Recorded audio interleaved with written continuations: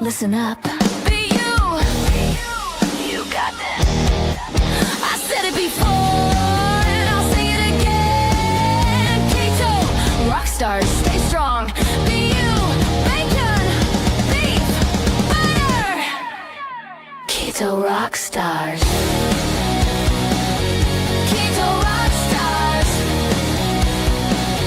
Keto rock stars. Keto on, stay strong. Be you. Keto rock stars. Hey, everybody. Welcome to tonight's episode of Sunday Night Live on Keto Rockstars. And boy, do I have a treat for you tonight. We've got Dan from Lions-Danivore Podcast. Welcome, Dan. Thank you so much for joining me tonight. So pumped. I am a huge fan of yours. Been following What? you. I'm like, whoa, I love the energy. I love the passion. And that's exactly what we need in this community, you know? So, and the realism, that's the whole beauty of this entire community, that we're all so genuine and we're authentic and we're ready to speak truth. Let's spit some fire. Let's do it. Absolutely. All right. So, first of all, we are streaming on my channel, Dan's channel. We are streaming on Facebook. We're on Dan's X, and we're on my Rumble. So we're all over the place tonight. So hopefully we can light this world on fire. So I'm really excited about that. But let's say hi to a few people. We got Rick Charger Mopars in the house. Uncle Charlie is here. Welcome, Uncle Charlie. My awesome, beautiful friend Evelyn is here. Welcome, welcome. Granny Boo's in the house. Sandy Blythe's in the house. Angel Duster, welcome, welcome. Thomas Target Prime Rib is here. My good friend Carrie is here. Thank you for joining, Carrie. Michael's Adventures is here. Welcome, Michael. Lynn, 22Q Cat. She's here. She's there. She's everywhere. Tammy's in the house. Welcome, Tammy. Let's see. We got Rick. Twinbrook Acres is here. Holly Springer's in the house. Welcome, Holly. Brian Dish is here. Hi, Brian. Let's see. Schmoovie, my neighbor in South Bend, Indiana. Welcome, Schmoovie. Ivy Weena is here. Welcome, Ivy. Paul Salvatera is here. Welcome, Paul. Hi. Sharon Esterson is watching on Facebook. Welcome. Let's see. Love the Who crowd. else? Cass, Carnivore Farm Mom, is in the house. Welcome, Cass. Good to see you. Aaron Booby Goats is here. Welcome. Coach Angela Mullins in the house. Welcome, Coach. Kelly, Mission Carnivore is here. Let's see. Who else is in the house? Who did I Kelly. miss? Kelly's here. Yeah. Right. Yeah, Kelly. Kelly. Jiffy Strange Animal. Welcome. Oh, and Lions-Danivore Podcast is here. Okay. Okay. I always have to tell Carrie's joke, because he's so funny. How do lions greet each other? With a roarsome hug. That is funny. Jerry's in the house. Welcome, Jerry. Thank you for tuning in. Let's see. And Carrie also says, I don't always tell lion puns, but when they do, they're so. Lizzie, I think through the list. Oh, did we lose Dan? Hold on.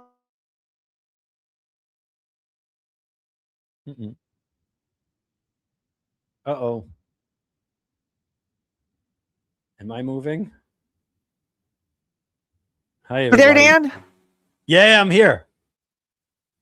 You there? Yes, I'm here. Hello. Hello. Uh-oh.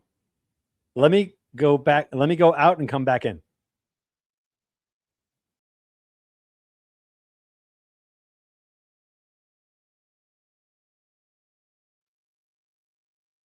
Okay. Can you?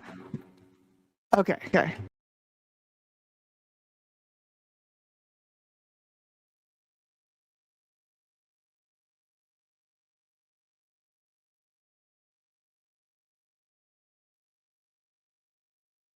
right, hold on.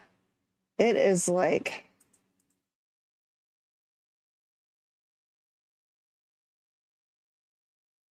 All right, Dan should be back momentarily. Come back, Dan. Checking my internet here. Dan's going to pop out and come back. Terry Bradburn is watching. Hi, Terry, over on Facebook.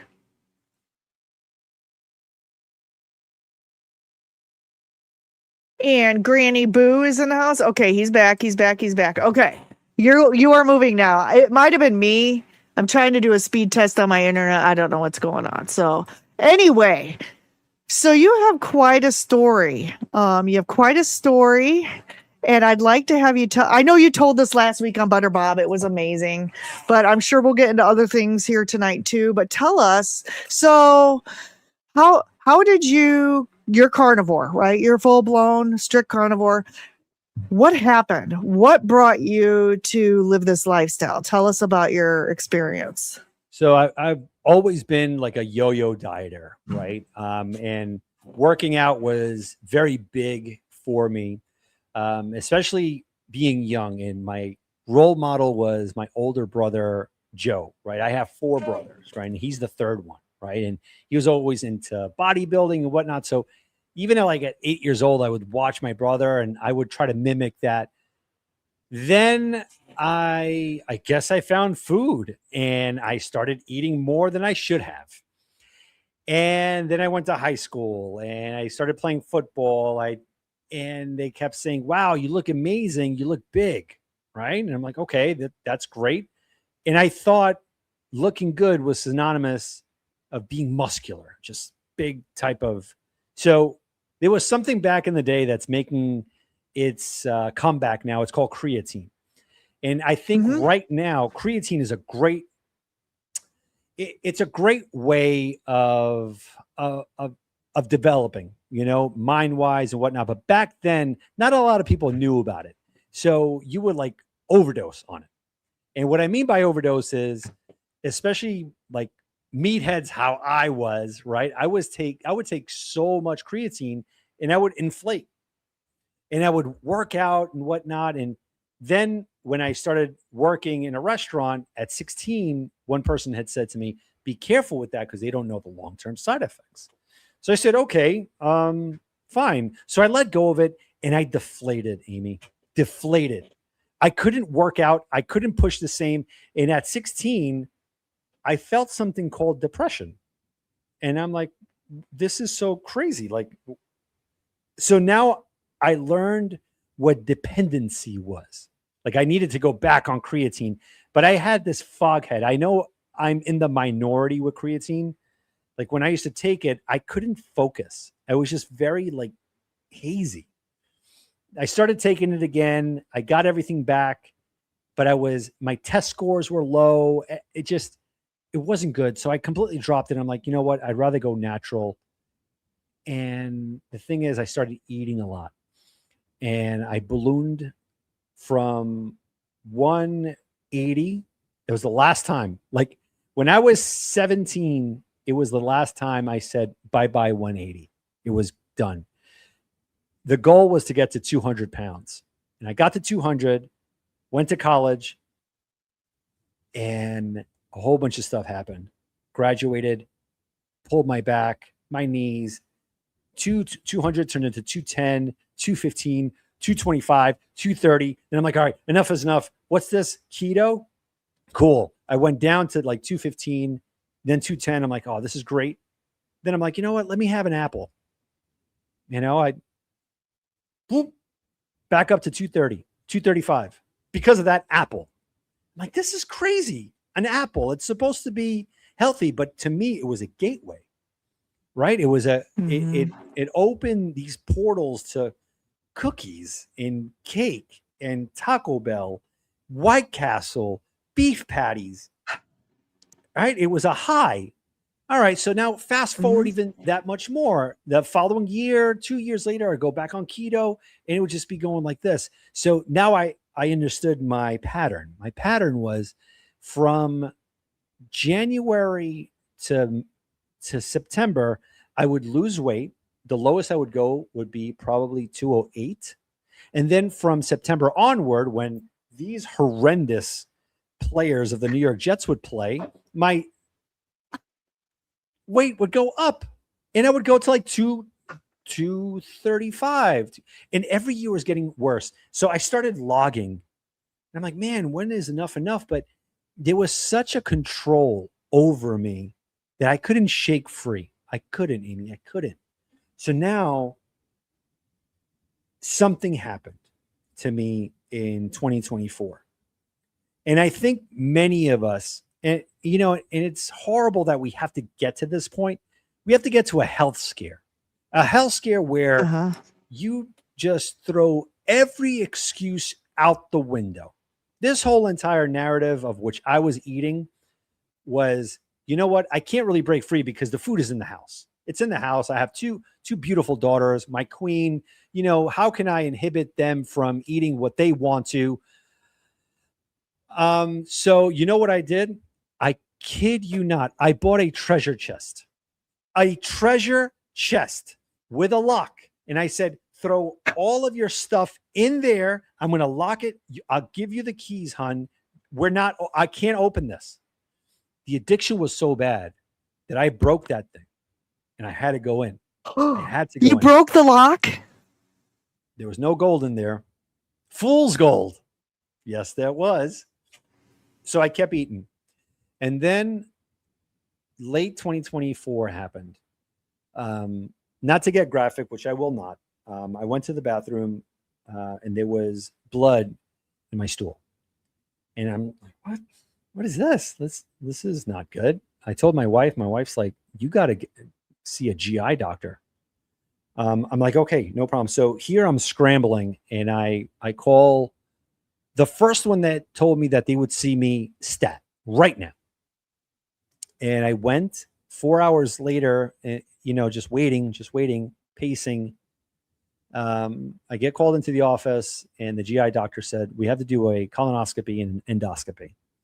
Plus, here is some probiotics. It's a sample, but you have to purchase it on eBay. Not eBay, Amazon. So I look and it was like $180. It was expensive. It was very pricey. But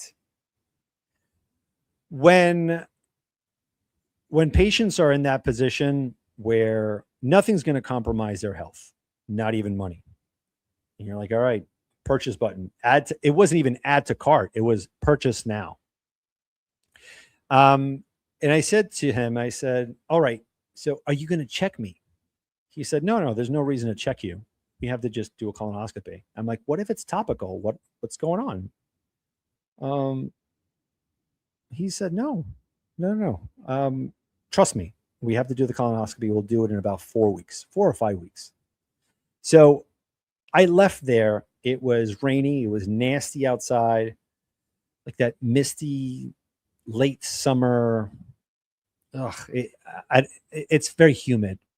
I went into the car and he said, you have to go get some blood work. I said, okay. So I drove. When I went there, the door was locked. And I said, all right, this is not cool. And there was a pizzeria across the street. You would think that I would have learned my lesson. But when your microbiome is so bad, those little germs, that bacteria really has a direct phone line to your brain and it controls you. Kind of like the little mouse from Ratatouille, just pulling on your hair and knowing you can't do anything. It just does what it wants to. Was it Remy? That was his name? Remy? Anyway. I think so. No, so you're good. I went to the pizzeria. I had 2 slices of pizza, a spinach roll, a grape soda. And then I went back in and I had something else. And it wasn't even like breaking through until I went into the car and I'm driving home. And the first vision that I had was my brother Joe telling me, hey, I lost all this weight. I feel amazing. I have no brain fog. I'm doing puzzles like I've never done puzzles before. And I have my life back. And he was telling me this for like a good 2 to 3 months already, even during my knee operation.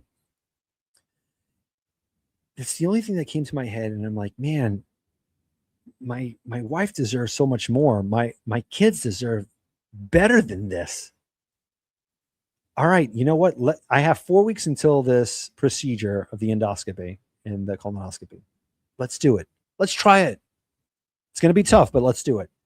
So the following day when I started, I just had, I think it was either a ribeye or a New York strip.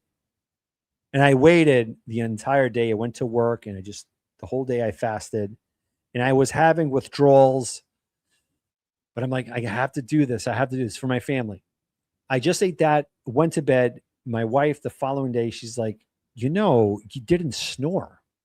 I'm like, are you okay? I never even knew that I did snore. She's like, yeah, you slept through the whole night. Normally I'm one of those 3 a.m. waker uppers. Though that week I started getting, I don't know how it felt like I was breaking free.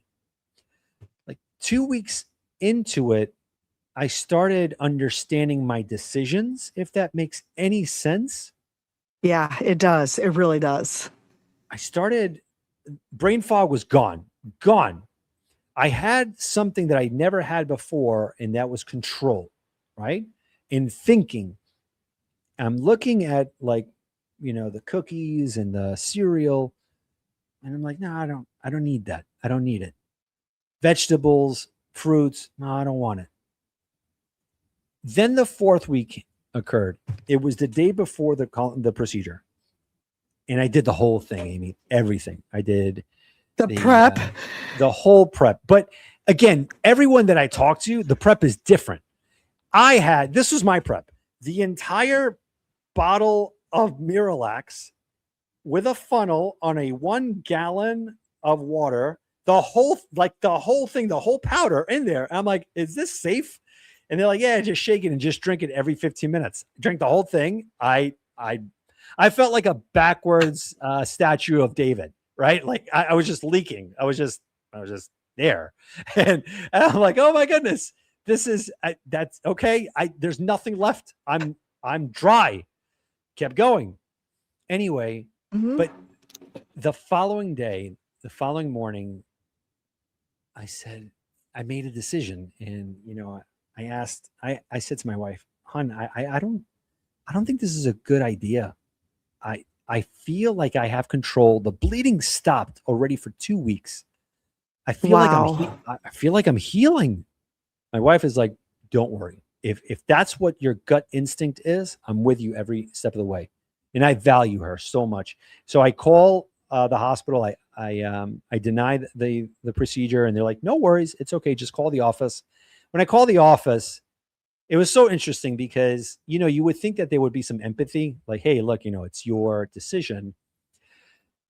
The receptionist, out of all people, she said, you can't do that. No, you can't cancel. There's a lot of people depending on you. You can't do that.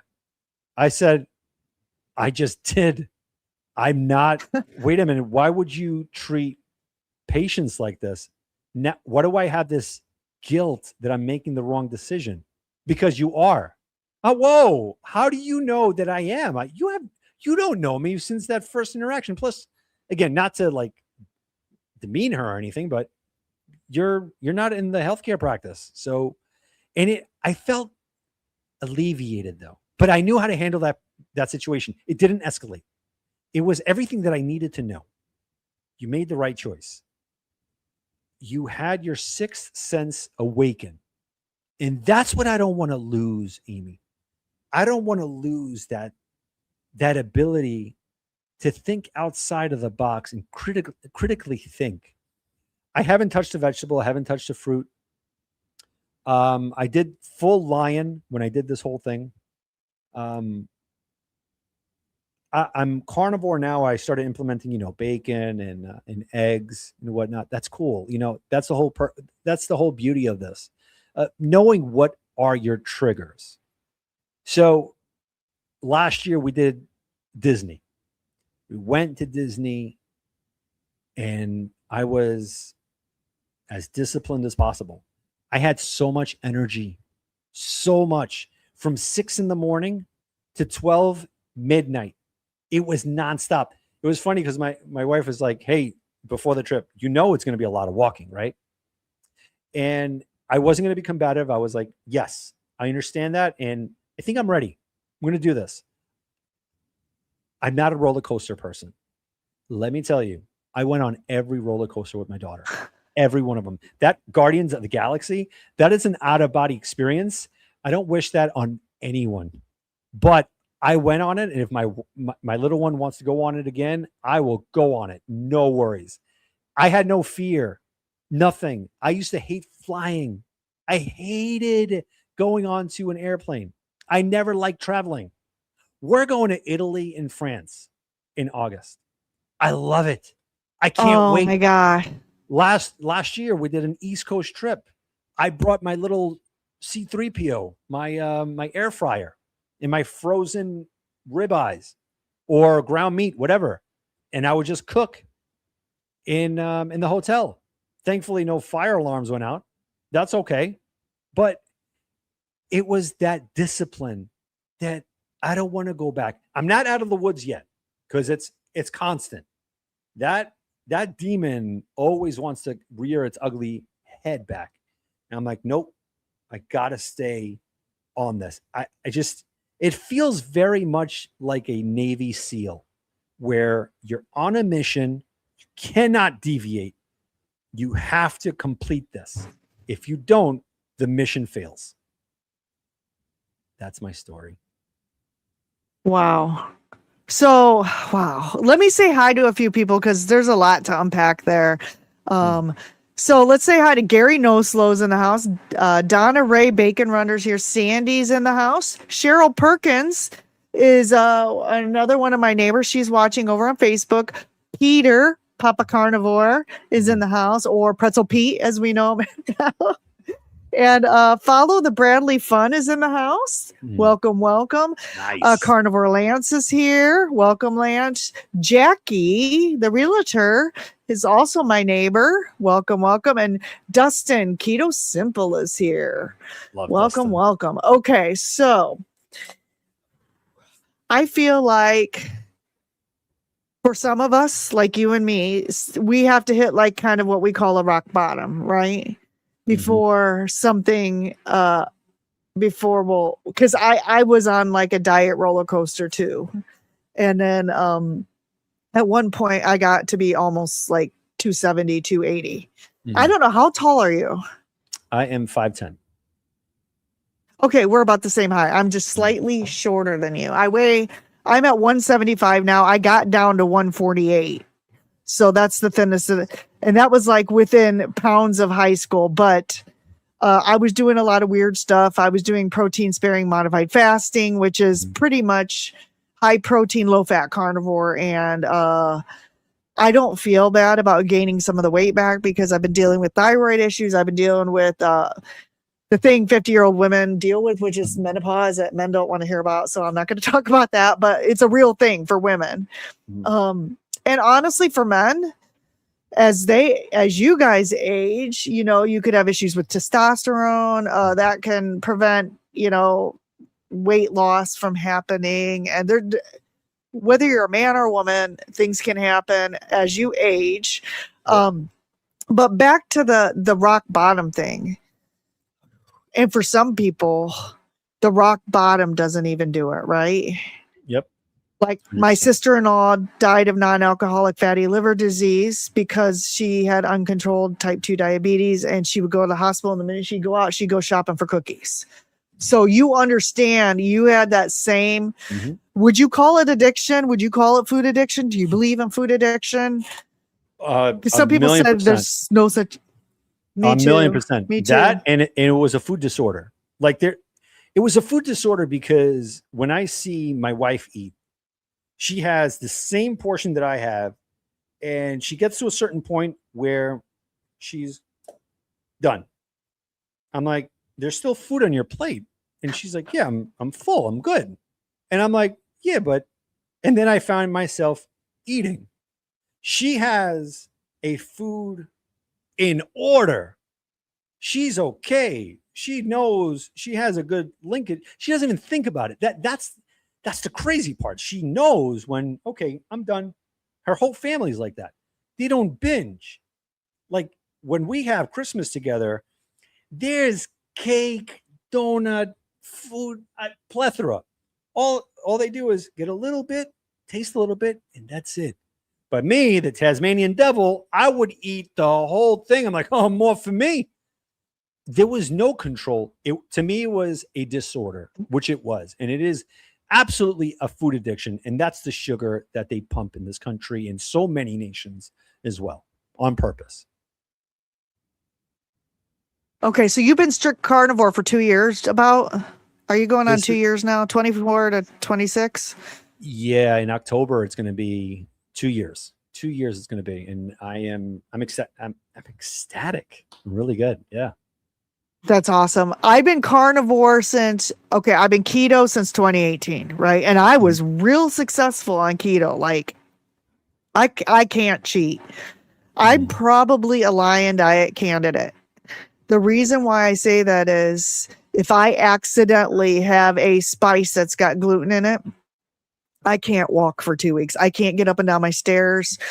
Joint pain all over the place. I even think sometimes for meat, like ground beef, I think from eggs, sometimes I feel like I get inflammation even from meat, like maybe the aged meats, like histamines or something. I think I'm one of those people, right? That probably should be strict Lion diet, but my pocketbook says it's pricey. So I was strict keto. I really couldn't cheat on that, right? I mean, I really couldn't cheat on keto and go like I did one time, and I tell the story a lot, but I couldn't. So I was pretty clean keto. Every once in a while, a keto treat or product would slip in there, but it wasn't like all the time. So, but then this last summer in July, that's when the thyroid symptoms started, and I'm like, why isn't this working anymore? Kind of thing. Like I felt paralyzed. I couldn't get out of bed. There was so much brain fog, and off. That's when, like, okay, what's the next logical step? It's carnivore, because I'm not going vegan or anything like that. But I got to stay on a whole food diet. But so that's when I went carnivore, and I've been carnivore for 10 months. I feel amazing. I've gained about 20 pounds back. But here's where I'm getting at. I still have that. I eat my whole plate of food, and I'm talking, people are like, you're not eating enough. I'm like, how is like a ribeye, 4 eggs, a half a pound of bacon? Like, I mean, that's a lot of food for a girl to eat. And I can get every bite, and then I'm like, I'm still hungry. I'm like, I should not be hungry after eating a whole plate of meat, eggs, and butter and bacon, right? I should not be hungry. So, and I know Carnivore Lance has talked about this before. Is there a point, like, because I feel like you and I are alike, like we could just eat and eat and eat and eat. Do you feel satiated on carnivore? Do you have that problem anymore? Or do you legit get full at a certain point and then you're not hungry 5 minutes later? That is a great question. So I do get satiated rather quickly. Right. And it's to me, that's why the Lion diet was a game changer for me. Right. So I used to eat so much. And when I have a fat, it has to be fatty. The higher the fat, the more satiated I become. And it doesn't have to be the actual animal fat. I can have like the Kerrygold butter. And I'm eating it like sliced cheese. And my family's like repulsed. They're repulsed. I'm like, nom, nom, nom. This is so good. I do know, yeah. So that satiates me. But I do have my moments, right? Like if I'm home, yes, I'll eat probably 3 times a day. And that's not me. I normally eat once a day, and that's it. That's why I love my job. Like I leave. I'm never hungry in the morning. I'm not a breakfast guy. Never was. I work the entire day. Like the energy that you see here is the same energy that I had 5 a.m. Like it's constant. There's no dip. When I get home, I'll have, again, a New York strip or chuck roast, whatever the case is, something fatty, and I'm good and I'm okay. Now, sometimes maybe I'll be on the couch and I'll cook some eggs, just something to nibble on if I want to, but it's not to that point where I get to a nauseous state, if that's even allowed at this point. Like I eat, I ate about 2 hours ago, 2 or 3, or I don't even know. I know it was more than, it was like, it must have been like 3 o'clock that I ate. I'm not hungry. I'm good. Like I don't have that in me. What I realize is I gotta keep busy, Amy. I gotta keep busy because I know me. I know what you and I have in common, that if I'm idling here, I'm going to eat. I'm going to go upstairs, and the food that I have for tomorrow, I'm going to be like, all right, you know what? But it's not the same as it was with the addiction. It was Right. like, all right, just something to like, to kill time. But now I noticed that I had so much energy. I started working out more. When I started the Lion diet, I had no motivation of working out. That wasn't even in my head. But 3 months into it, I had such a plethora of energy. I'm like, I gotta somehow exhaust this. So, I have a little gym machine here, and that's exactly what I do. I do my thing.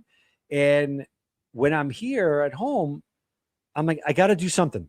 If not, I'm giving space to what I gave my body as an exodus. Like I left a certain portion of that life to change, because that's what we need in life, right?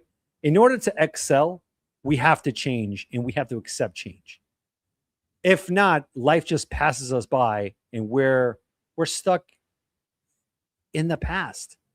I feel that carnivore has helped me to understand my past, learn from it, move forward, and evolve as a person, right? There's certain things that I didn't like doing.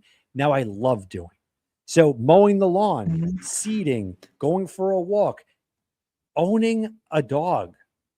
Like Amy, I was never a dog person. My wife for the past 20 years, she's like, can we have a dog? Can we? I'm like, no, no way. That little guy is my best friend. Like we eat steak every night. Like he has me in headlocks. Like we're enjoying each other. And I'm enjoying this trajectory of what life has. And I've said it before in other podcasts, including my own, I'm Christian. And what I've noticed is that sixth sense that I was talking about, that is the connection that I have now in prayer, in reading biblical scriptures, in allowing my heart to be open and understanding other people. That to me is one of the biggest things in life, is, for instance, understanding my wife, hearing about her. You alluded to earlier about menopause. I'm open. I want to know about that, because what my wife is going through, I want to go through it as well and help her and read books upon it and be like, look, you're feeling this way most likely because of this, X, Y, and Z, as opposed to having my partner go through a journey on her own. That's not biblical. We're two in one. We're one body right now. We love each other like one. So what can I do to help her? What can she do to help me? But it's not only just the help, it's evolving. It's elevating your person. And, I got to be honest. I love these challenges. I love that I'm still questioning myself and saying, all right, hold on a second. Why am I eating? Like I'll ask myself, do I need to eat this ribeye? I just ate. Do I need to make a burger? Why do I need this?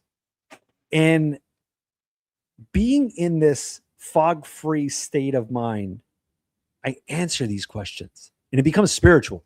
It really does. I start praying. God help me. I don't have that strength. I don't have it. But you help me through this process, this eating high fat meats, where the doctors say if you continue eating this, you're going to get a heart attack. You got to eat lean meats.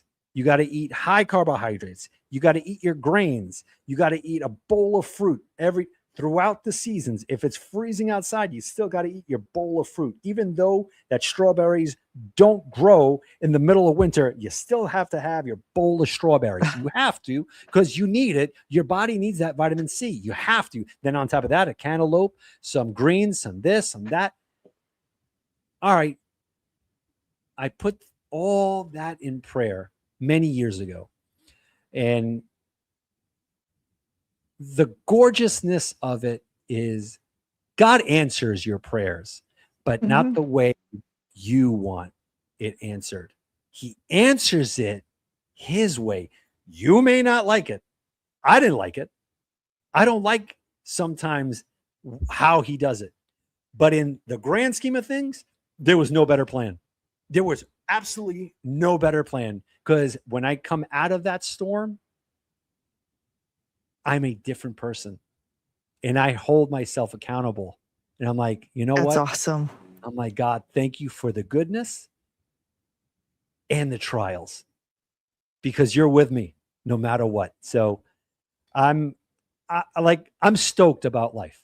If you haven't realized it yet, I'm really stoked about life. You're very energetic. I love that. I can only imagine you probably weren't so energetic when you were going through all of what you went through before you became carnivore. Were you sluggish? You said brain fog, which that's pretty much what made me want to go to carnivores, because I'm like, well, I'm keto. I'm eating pretty healthy. Why do I feel like crap? Why am I starting to feel like crap? And Dustin asked a good question here. He's like, I want to know what to expect with menopause. Well, Dustin, every woman is different. Mine, I think, was mostly brain fog, exhaustion. I'm having joint pain, so joint pain could be a part of it. The worst is hot flashes. I'm telling you, when you're in a room full of people and you just want to take all your clothes off, but you can't because you're in a room full of people. I'm just going to say. Yeah. And then everyone, like, you guys have seen me. I'll have a sweatshirt on in the middle of winter and it's like 5 degrees outside because I live in northern Indiana, which is like Buffalo, New York, essentially. We get blizzard all year round. And so, like, you guys see me taking my clothes off, and then Evelyn posts, Amy's having a hot flash again. She gets it. So it could be a bunch of different things, Dustin. And my mom never had any symptoms. I hate her for that, but she never went through anything. She was like, I don't know what you're talking about because I never had this, you know. My little Italian mom, which, by the way, you're Italian too. I have to ask you, Northern Italy or Southern Italy? Where are your peeps from? Both. And it was not fun growing up. My mom was from Naples. My dad's from Sicily. You want to talk about a civil war? It was always fun. No need to go to Broadway. We're Northern. My family's from Piacenza, which is up by Milan. And my grandfather, who was 100% Italian, you could not mention Sicilians or like Southern. They do not like each other. There is like, they don't like each other. So like, I totally understand it. So your parents are both Italian. They're both. And, I'm grateful for that. I'm 43 and going on 26 because that's how amazing I feel. Right. Both of my parents, they were born after World War II, right? So the upbringing, the generations of what they brought to the table, and like my oldest brother is 18 years older than me. Right. So they're different. There's a lot of, different experiences, different ways of how to handle things. Like with me, I overanalyze. And before I say something, I think about it. My brother thinks very outside the box. And my brothers are like that. They think very much outside the box. And sometimes they have things very clearly. And sometimes it's very combative. because Mhm. it's very, very dry. This is how it is. That's it. No holds barred. You want to have a conversation, we're going to butt heads. But I like that because it made me into the person that I am right now, right?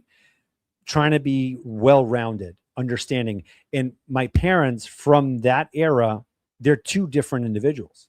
You have a Sicilian side that they are strict. My dad was there was no laughing matters. It was just very, this is how life is. Put it this way, the birds and the bees, I was teaching the birds and the bees the stories, like probably at 8 years old or 9, like, because everything was open. My mom, though, was the glue of the home. That loving kindness of northern Italy, right? Of the Napolitan side. And that's why I always give thanks to God for that, for my parents, for my brothers, that there's different, like my first brother says, there's different seasonings.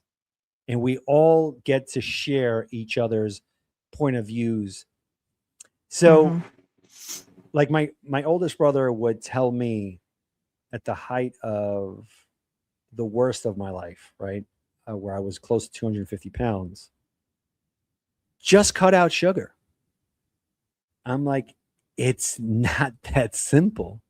Yes, it is. No, it's not. It is. So we're going back and forth. And now I'm getting heated. And there's vernaculars that are coming out of my inner soul that should not. But it's coming out. Now, though, now I think. Now I'm like, wait a minute.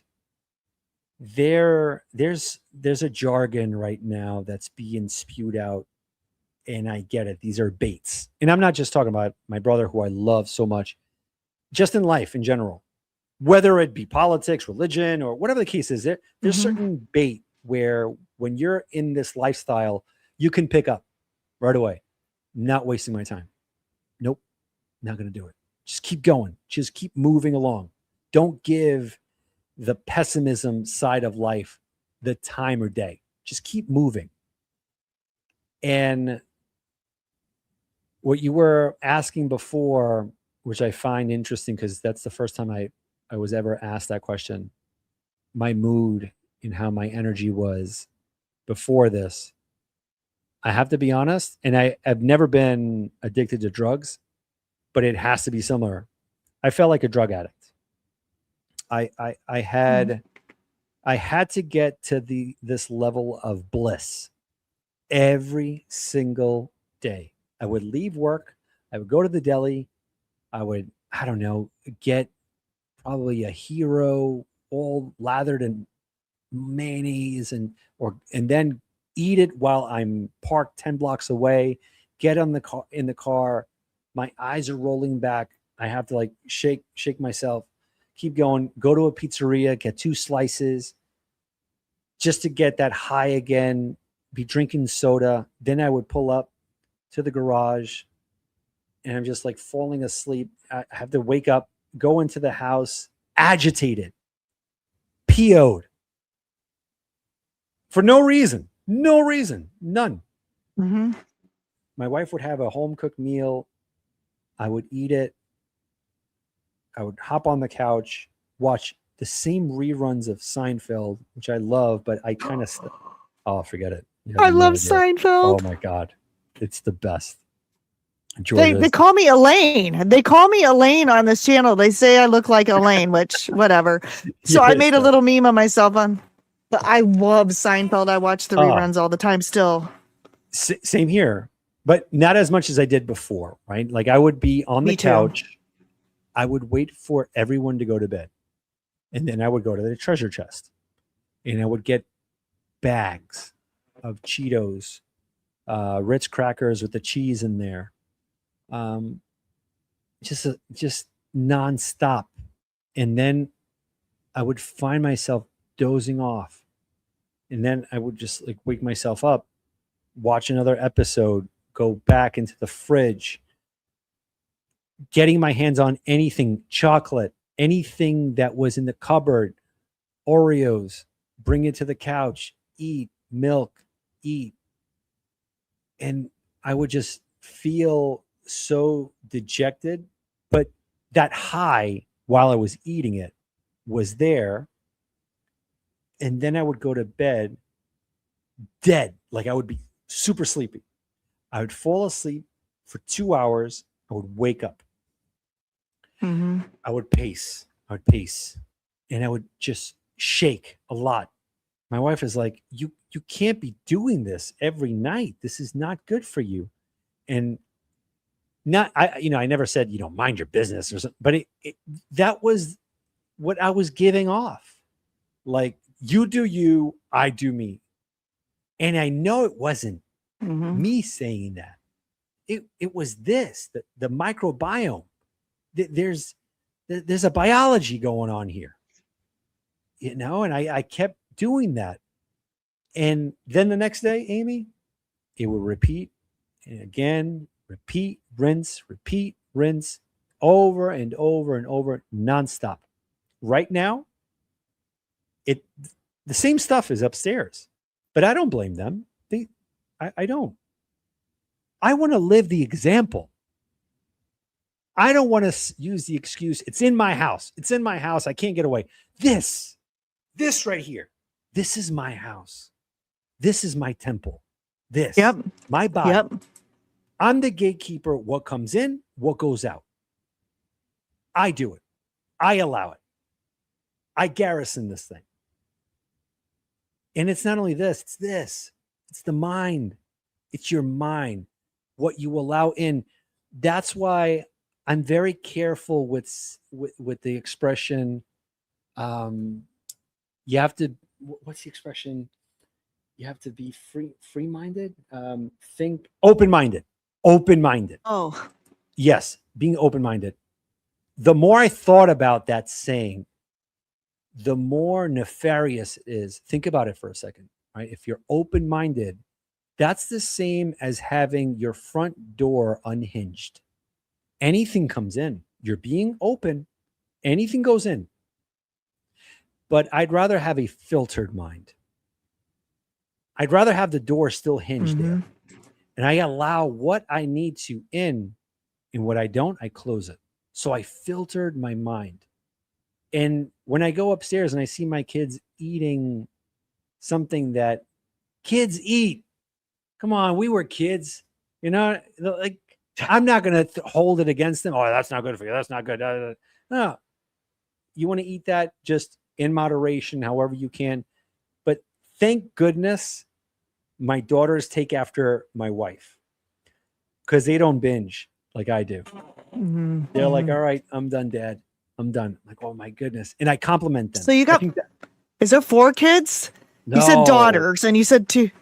Two daughters. You have 2 kids, 2 daughters. Oh, it's your brothers. You have 2 brothers. So 2 daughters. Brothers. Four brothers. 4. Oh my gosh. Big family. Okay. So I have 2 older brothers and 2 older sisters too. So there's 5 of us. Love it. Yeah. So, oh my gosh. So, that's a lot. So I got to say hi to a few more people. Helix, Jonathan, and Bill. So you talked about a lot like this. Isn't it amazing how, and I never even could have fathomed this, because I didn't feel like I need, and John Together Strong dropped $5. Thank you, John. Appreciate it. And I want you all to go over right now and subscribe to Dan's channel. I have pinned it on my channel. If you're watching from his channel, you're already subscribed. But if you're on my channel, please, everybody, how many subscribers you have? Let's get him to 500. Let's get him to 500 so he can get super chats.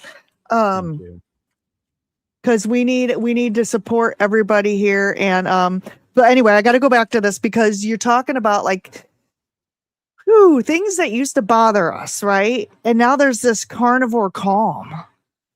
Like there's this carnivore, like it's just like, okay, that's annoying, but whatever. When before we used to maybe fly off the handle and get really upset and like angry. And I think what you were describing, I feel that as well. Like I feel it. It's indescribable. You cannot describe this until you have experienced it. And I love my husband. He's not watching, but part of it was his job and he's retired now, but like this anger, like there would be just this anger and upsetness. And he had a lot of people on my channel know he had a recent illness that was pretty serious and could have been fatal. And so he couldn't eat vegetables anymore because the inside of his mouth was bleeding and ulcerated. And do you feel like eating like broccoli or cabbage when you have sores on the inside of your mouth? No. Mm-hmm. So I switched him over to meat and eggs only. And he does have cheese. I try to stay away from cheese, but he doesn't have a weight problem like I do. So I'm telling you, I've noticed a difference in his demeanor.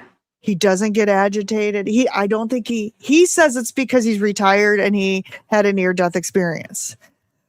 But those of us who know, right? That when you cut the additional like toxins in the plants and everything else, there's just this additional calm that comes over your brain. I can't explain it. I cannot. It's just, if anybody has any anxiety or anger or just frustration on a day-to-day basis, stop what you're doing and go carnivore straight away. Trust me. It sounds like it's restrictive. And we say this, we scream this to the rooftop, but it is the most freeing thing ever. Like, I am no longer making these complicated 3-hour keto recipes because that's what you got to do. Carnivore is the easiest way of eating I have ever.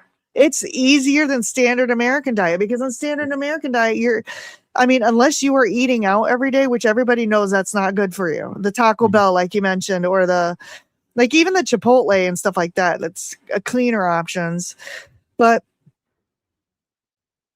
if you're not eating out, you're still making standard American diet recipes. But to chuck a couple frozen hamburger patties in the air fryer and scramble some eggs, it is legit 5 minutes. Like 5. I'm like, if I would have known this, I would have done this 8 years ago when I started keto. I would have done this 8 years ago, to just eat beef, butter, bacon, eggs, chicken, pork, whatever. It's that would have been like I would have done it 8 years ago if I knew how. And I feel so bad because I have so many friends. I have like 1,000 friends on Facebook, and I proclaim anywhere on the proper human diet spectrum to the rooftop, right? With the goal that everyone should really be carnivore, but I'm going to support people no matter which they do, because I was very successful on keto for a very long time. But I have so many friends who have, like you, have gastrointestinal issues. I have friends, a husband and a wife, and they both have SIBO. How do two people in the same household both have the same condition? It's got to be the food. It's got to be what they're eating. That they both, two people in the house, my husband and I don't suffer from the same things. Right. How do two people in the same household have the same gastrointestinal issue? And I just want to, I got to take a deep breath, because I'm like you, very passionate about this, but they're like, well, we've researched keto and carnivore and we just find it's too restrictive. And I'm like, I want to cry. It makes me want to cry. I'm like, it's not though. It's so amazing. And it's healed. So I want to ask you this question. It's healed so many things for me. What other things have gotten better? Did you have any other health conditions that have gotten better? Tell me those things. My mental health improved drastically. My anxiety, which I thought I didn't have. I thought there were certain things that were just acceptable, and I didn't even realize that I was suffering from. I was suffering from depression. I was suffering from anxiety. And the reason why it became more clear to me that I was battling with that when my mind started opening was understanding my childhood, my upbringing, how certain things that I normalized were not normal. And that, and not to get into specifics, but obviously no one has a normal family, right? And your family builds you as you grow up, and how you react to certain things because that's how you were taught. That's the fabric of your makeup, because that's how it is. Like my wife would be like, hey, Mm-hmm. calm down. Like, you don't need to be so vocal, you know? And I'm like, I'm not. And I remember that growing up when, like, you know, there were certain like yellings and whatnot. I'm like, hey, why are you guys yelling? No, we're not yelling. That's how it is. That's how we're talking. I'm like, wow, I guess everyone's deaf in the family. So I'm like, all right. So at home, it was the same thing. My wife would be It's like, hilarious. are you yelling at the kids? I'm like, no, I'm just talking to them. And my kids were like, no, Dad, you're yelling at us. And so when I went on this, there were a lot of self-reflection, self-assessment moments where I'm like, oh my goodness, let me really investigate this. And now there's other avenues of my life that heart palpitations I used to have gone. Mhm. My knees would click. You would know that I would be coming down the hallway because my knees were click. My Achilles tendon, I would be limping. I would always be limping. Gone. I went from close to 250 to now I'm almost to my goal. I'm at 184 right now. Still going. You know, my goal is 180. I Mhm. did surpass it at one point at 179.5.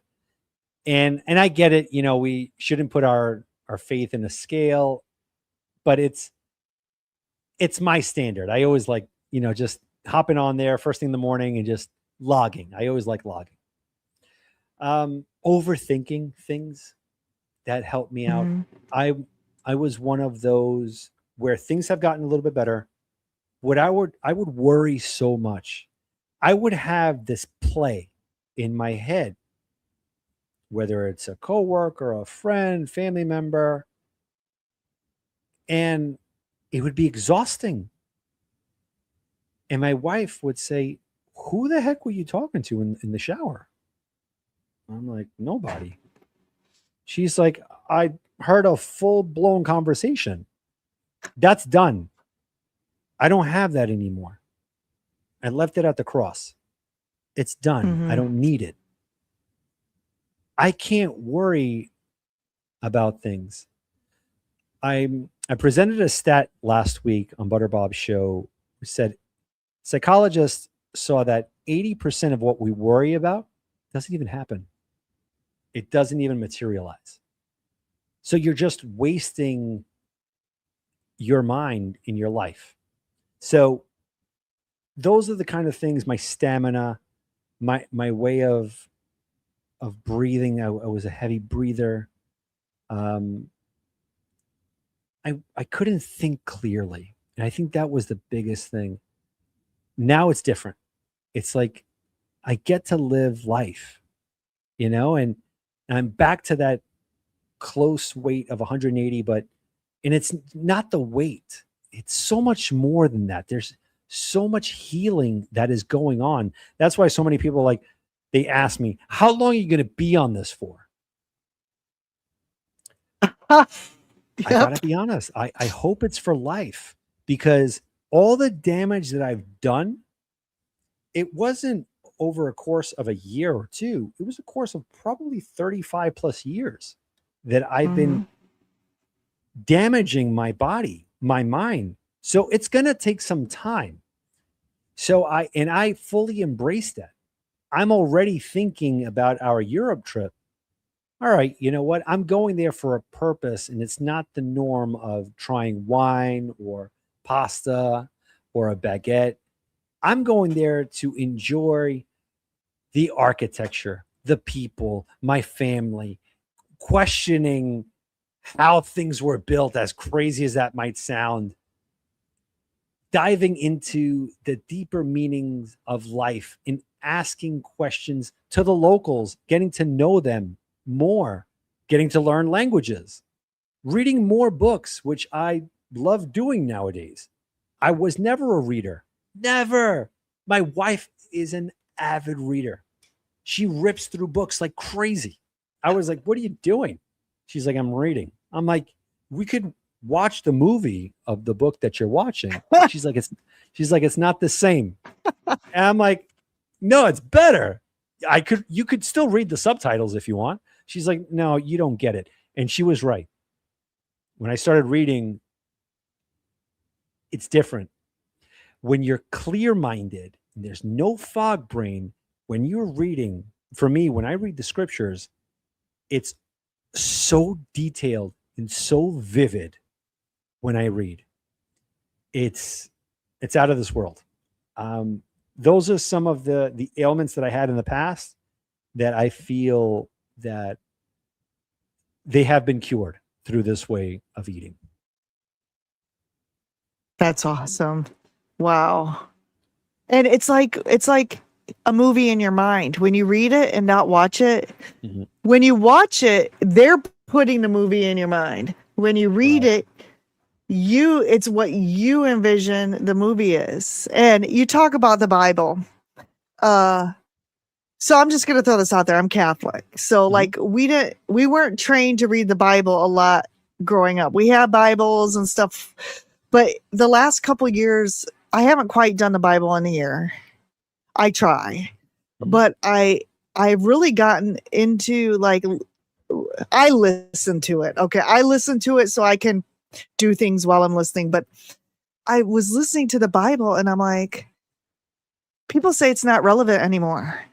It's not relevant. And I'm like, I'm listening to the Old Testament and I'm like, this is very relevant to what's happening in the world today. It's like, there's a lot of stuff that's happening in the world today that's exactly what happened in the Bible. Like, I don't know. That's just my thought. And so when people say this doesn't apply anymore, I'm like, oh, if you look at what's happening in the world and you look at what happened in the Bible, a lot of it, is the same. That's my opinion, but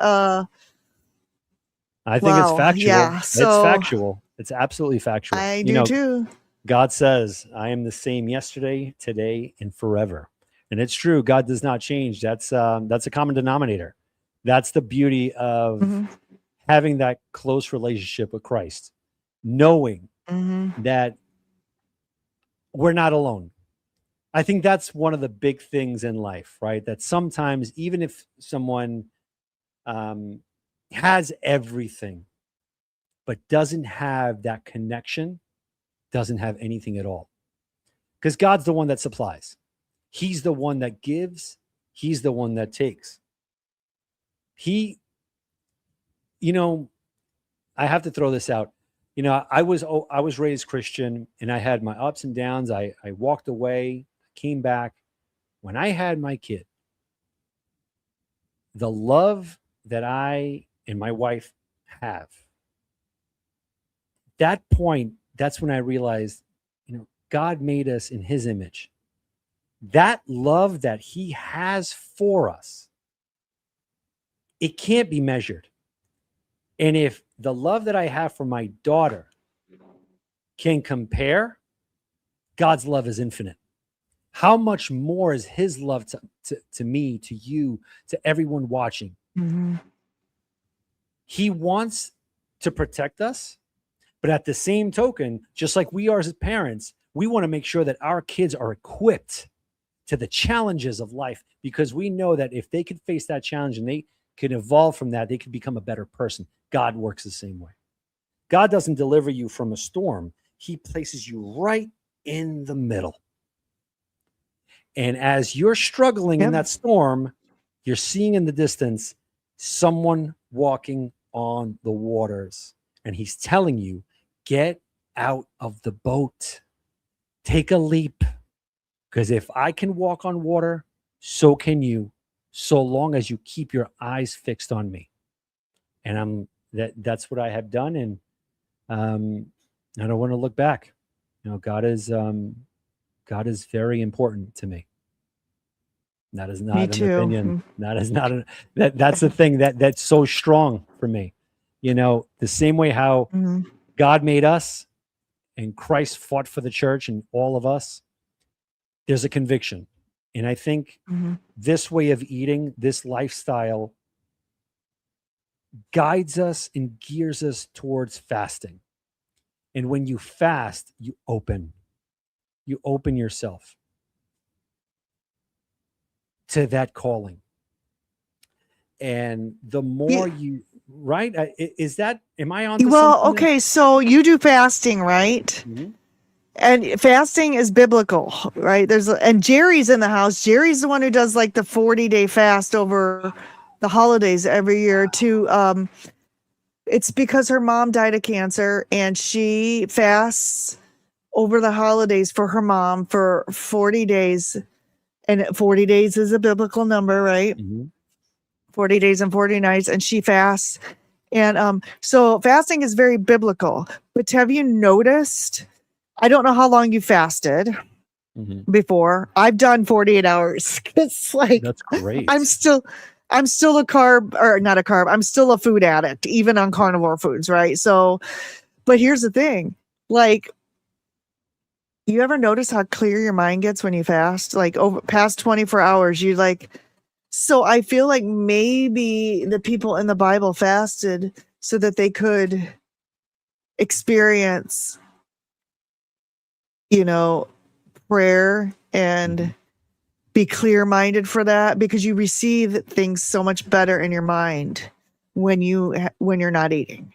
I don't know your thoughts on that, but I've thought about this a lot. Like I feel like I know why people in the Bible fasted for religious reasons, so that they could pray and they could focus on the things that they need to do. And those ketones, the ketones you Mhm. get in your brain when you're fasting, like there's been a couple times I haven't been able to sleep because my brain is just so activated from the ketones that it's kept me from going to sleep, Right. which isn't a good thing. But I mean, you can understand that there's so much energy firing in your brain. I don't know. What are your thoughts on that? Absolutely.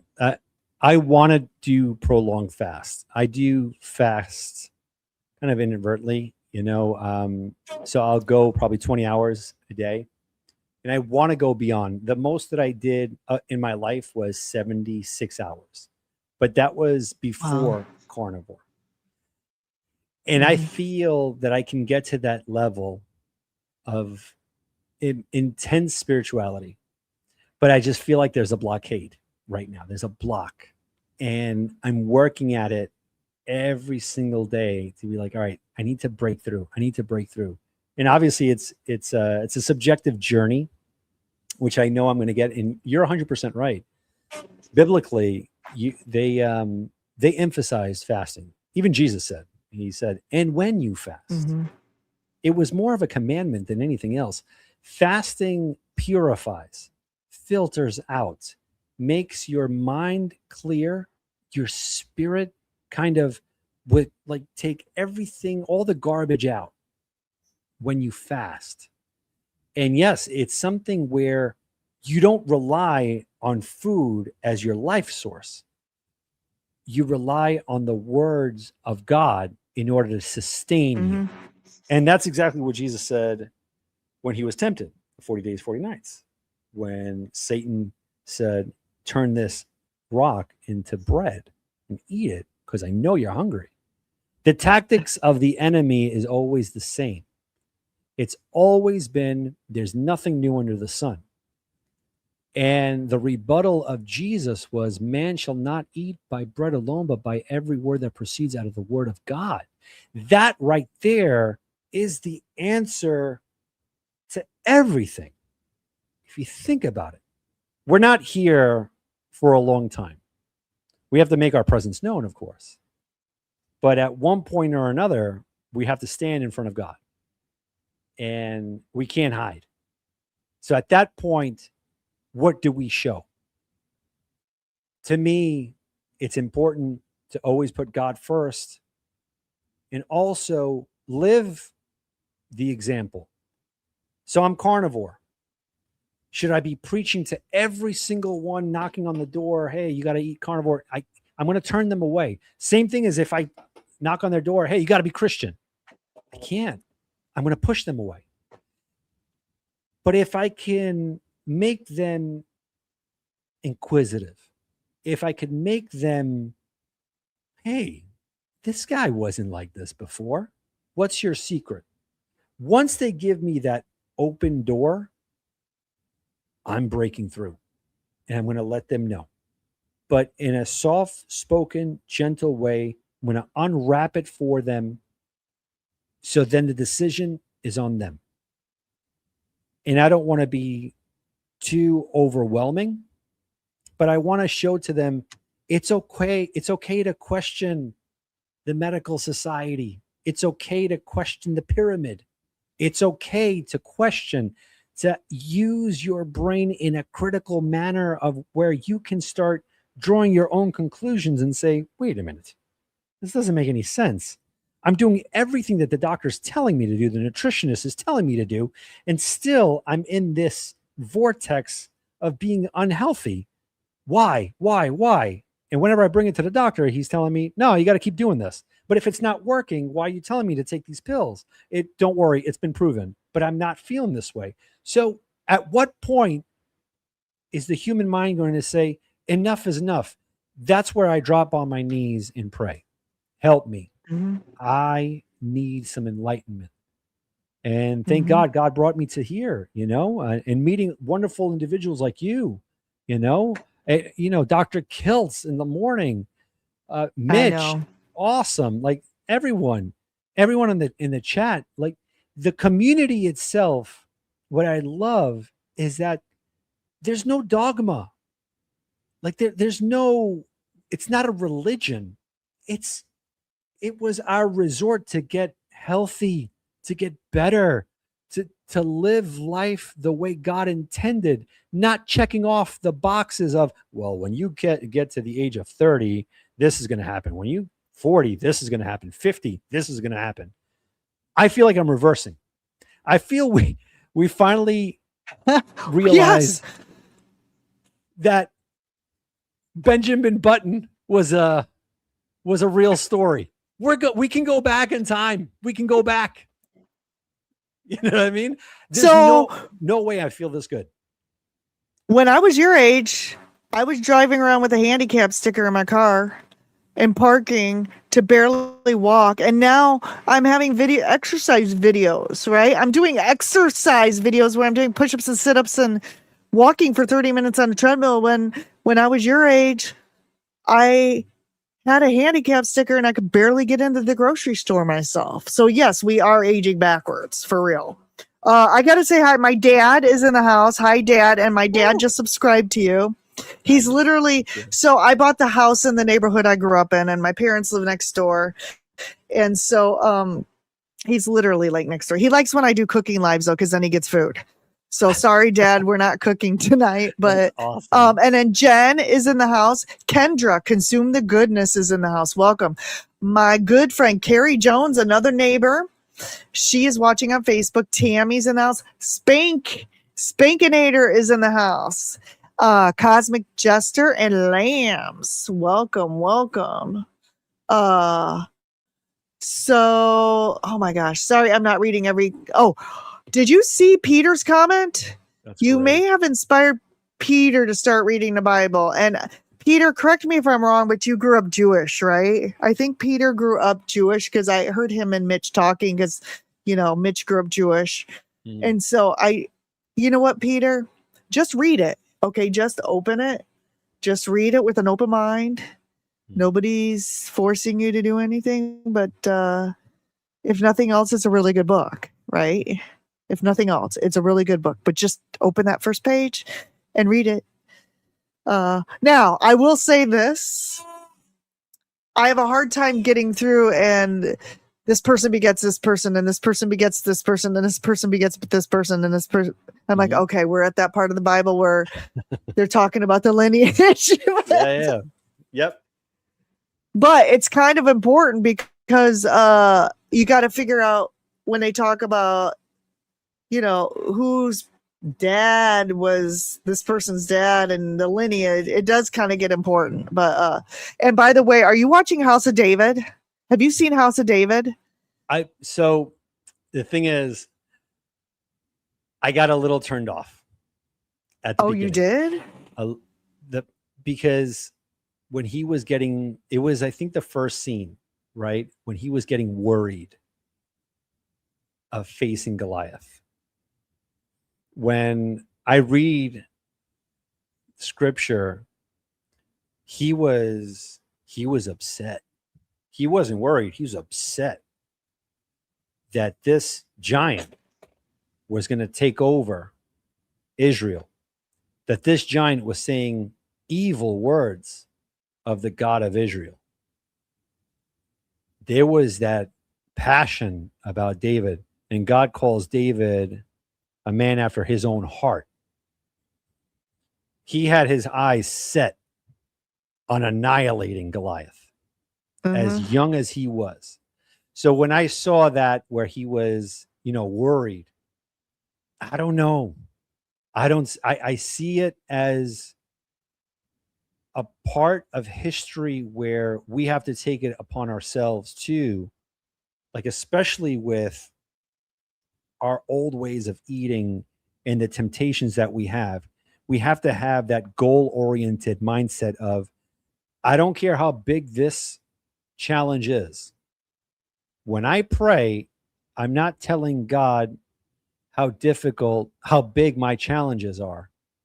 I'm telling my challenges how big my God is. So that kind of discipline, that's where I got like a little turned off and whatnot. I'm sure it's a great series. I'm sure it's amazing. It's a good series. I'm sure some things are not theologically correct, and they do things for entertainment value. Let's just say that, right? And I hope it does do what it's doing, and it draws people back to God. I think that is the most important thing, regardless of if I agree with it or not. I just hope that the overall message, it brings people close. Just me. My dad, Amy's cooking for me and bringing me keto dishes. Yeah, I'm cooking for him. I made him taco pie, which taco pie is pretty carnivore. What is There's it? just cheese. Taco pie is like eggs, heavy whipping cream.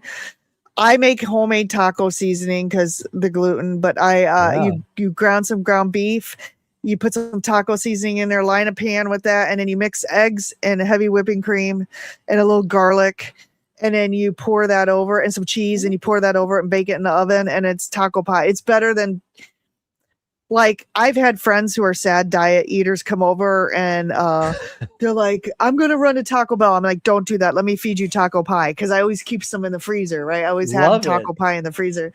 It's so good. I don't really eat it anymore because of the seasonings and the heavy whipping cream and the cheese, but I made that for my dad. It's his new favorite meal because dad is going keto for health reasons, and his favorite thing to eat before this was black beans and rice, spicy black beans and rice. He loves it with sausage. I think he had put sausage in it. So I'm like, Dad, no more black beans and rice. No, let's get you some taco pie. And then this weekend I'm going to make him, I have this chili bake, also not, I mean, it's probably be ketovore, right? Because it's got some spices in it, but he likes my thing that I did with my dad, and I will do this again, but we like to go to like Mexican restaurants and eat Mexican food because we both, nobody in our family likes spicy food. And my dad and I would go to lunch and we would go get like, even when I was keto, I would get like a bowl with just meat and veggies. So I could probably still do that once in a while, right? And get a little bit, or just get double meat. Yeah, but why not? He's like, I miss us going out to lunch, and he's like, but I won't be able to get my rice and beans in it anymore. I'm like, no, but I'll teach you how to order it. So, Dad, we got to make a date. I will eat a little bit off my plan one day to go have lunch with you at the Mexican restaurant like we used to. And it's funny, my mom's Italian, right? My dad is Belgian, and my mom's like, I just don't like Mexican food. It's not the same as Italian food, blah, blah, blah, blah, blah. And then she's mad. I love you, Mom, if you're watching, but she's kind of upset because I said no spaghetti. And when I said no spaghetti, oh my goodness, there was a mushroom cloud over the neighborhood when I said no spaghetti. Sorry, no spaghetti. But I'm like, I make Maria Emmerich's protein noodle lasagna, which again is more ketovore. It's more ketovore, but you just use deli meat for the noodles. And so I'm like, but anytime you want, and she doesn't like it. She's like, it's just too much meat. It's just too much meat. So I'm like, anytime you want to eat your spaghetti, I will make a lasagna for Dad and I will bring it over and he can have the protein noodle lasagna, or I'll make him an enchilada lasagna, right? Right.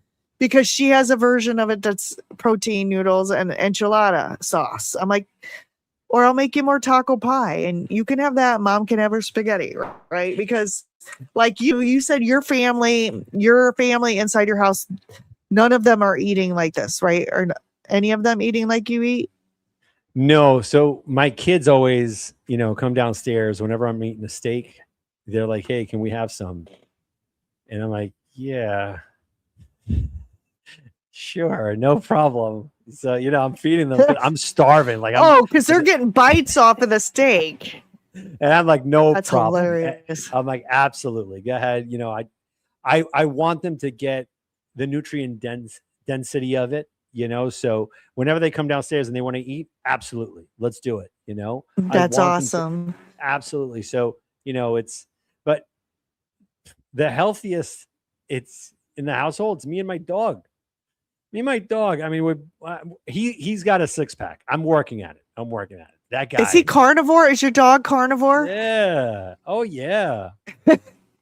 Oh my goodness. He does backflips when I come home. He's like, all right. I bet. It's on now. Yeah. You're his favorite. You're his person because you feed him all the good meat. Everything.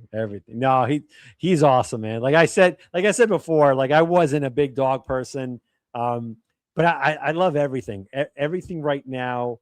I love what you just said, that bond that you have with your dad. To me, it's special. It's important. That's what I'm building right now with my daughters. And my dad, unfortunately, he passed away about 2 years ago. And I'm sorry.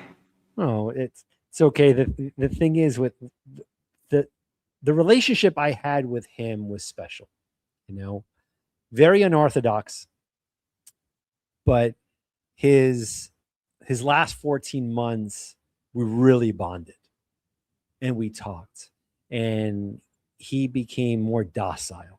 He wasn't that strict person. And I understood the human side of him. And I wish I had just one more day with him. Mm-hmm. So just hearing you, it made my day. And you're a special individual, Amy. Keep doing what you're doing. Oh, thank you. Thank you. Yes, Dad's doing well. He says Amy worries about me. Her mom has her own problems eating salt. I don't even want to go into the salt problems because my mom has her own heart issues and they put her on a no salt diet and she actually got hospitalized for having too little salt, right? Oh, wow. She had, what is that called? Hyponatremia, which is deadly. So PSA, if your doctors, and this is not medical advice, but this is just something that can happen. If your doctors tell you not to eat salt and something happens, like you catch a flu or COVID or something, and you are losing so much water that all of your electrolytes go out of your body, you can actually die without salt. And it is a very dangerous condition. It's called hyponatremia. I've known 2 people now that have had it, my mom being one of them. And it's very serious. So now guess what her doctors tell you? You can have some salt. You do not have to totally restrict your salt. And I'm like, okay, which was it? Before the hyponatremia, no salt, or now you can have some salt? Because I think they realize you cannot live without salt in your body, right? Now, one of the things I've cured was high blood pressure. When I was like 38, I got diagnosed at 220/110. And my doctor said no salt. So I was like, not salting foods. And food without salt tastes like garbage. Salt makes everything better. Well, now I have normal blood pressure. Yep. Imagine that. Normal. And now, oh, watch this. Look at this. Hold on. You're going to laugh at this. So when I get hungry, which is all the time, I have this. So if you ever see me on a live stream and I'm licking this, what is that? it's a salt. I love it. It's a salt rock. And Nice. these are great when you're fasting Oh, or if you're hungry. that's awesome. If you're hungry. Now, I'm hungry all the time. So like sometimes I just lick salt rocks. And now these were Redmond's and Redmond stopped making them. The only thing I can think of is something happened and someone choked on one and then there was a lawsuit. Because I don't know why they would stop making these rocks. They're fantastic. Like, Where do I you still have get a couple them? bags left. So What is it called? they're salt crystals. They're on Redmond's, but you can't get this kind anymore because they were made by Redmond's. And I don't know. I've been using these for years and they're great. They're great. Like I have one in my purse. And so when I get hungry or when I'm fasting and I just feel like I'm hungry, I lick these rocks and they're great. That's phenomenal. No, I'm gonna look into that because I know I'm sure you can get other brands. Because salt is so important. I believe that is the catalyst mineral that kind of normalizes everything within your system, your blood pressure, everything. And to live without salt, again, maybe the chat knows this.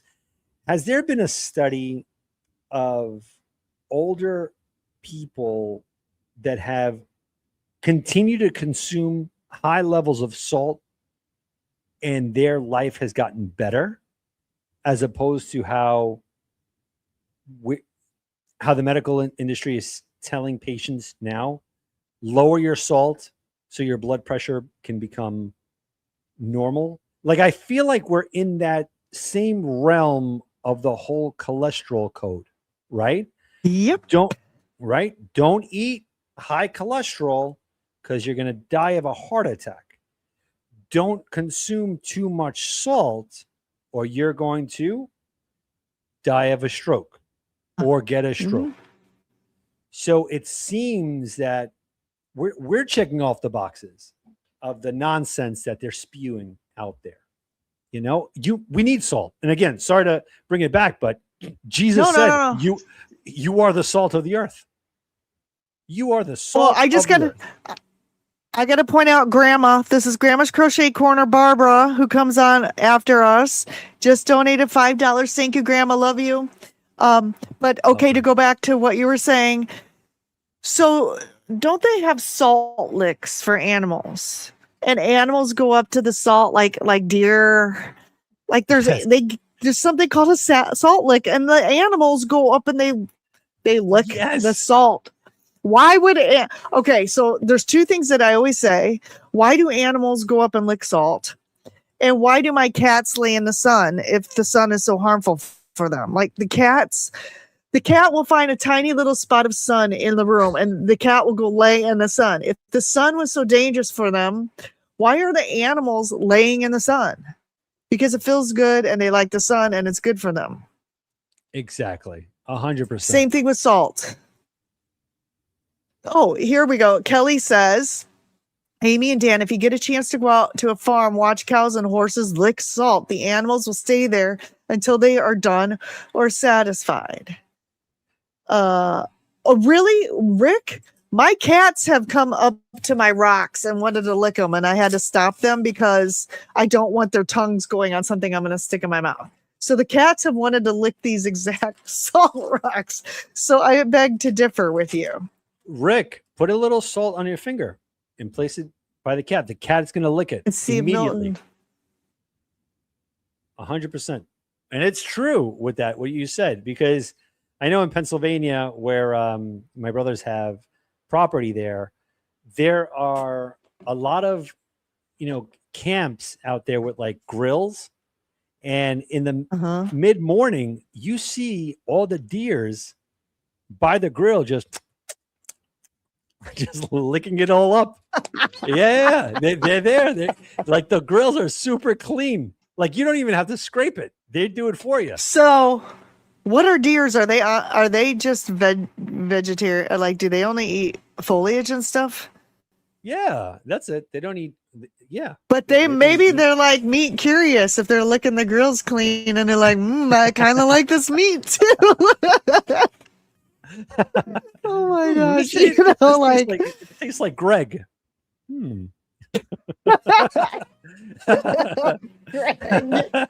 Sorry. No, that is hilarious. Oh my gosh. That's why animals lick you too, because your skin is salty. Like exactly. Your dogs and cats come up and lick your leg. They're like, why else would your pet come up and lick your leg? They're like, so true. Mom and Dad tastes a little salty. I kind of like it. That's so true. Yeah. That's very true. Oh, this is interesting. Coach Angela says, my neighbor's cows come over and lick my well housing. I think they're trying to get the minerals out of the concrete. Possible. Animals are so in tune with nature. Well, apparently Dan knows some meat curious deer or salt. It's because it's salty, maybe. Yeah. That's the only reason why they go to the grill, because it's the remnants of the salt. They don't go there to throw down. Sometimes my grill doesn't get cleaned all the way, and there's little pieces of meat sticking off of it if I don't clean it appropriately.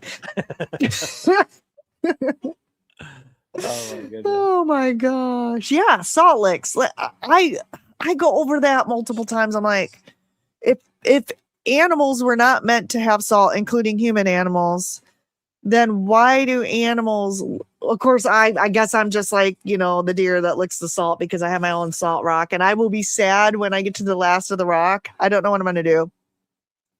I'm going to have to research some other salt rock and, because seriously, so I've been taking a lot of heat too. So let me ask you this question, because I'm actually taking berberine right now.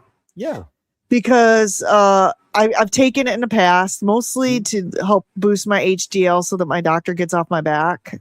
So on my cholesterol, but now my HDL is like 98. My HDL is like 98. My triglycerides are like 48 and my LDL is 201, right? Which I go to the doctor this week, so I'll be curious to see what he says.